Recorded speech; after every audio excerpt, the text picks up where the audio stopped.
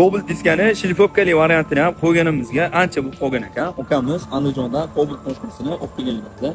Va xohlasa diskalarni ichini qoraginamcha qilib, yuz qismlarini chiroylilab shilpopka qilib beramiz. Ish jarayonini kuzatib borasiz.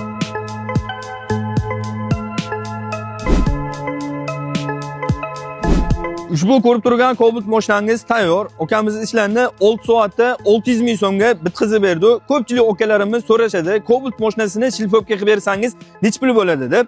600 ming so'm narxga qilib beramiz.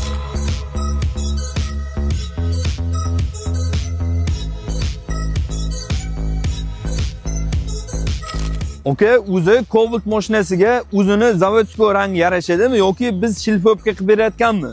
O'z javobingizni komment orqali qoldirib keting. Bizning videomizga like bosib ketishingiz esingizdan chiqmasin. Bu videoni Cobalt hadiyadigan do'stlaringizga jo'natib qo'yasiz.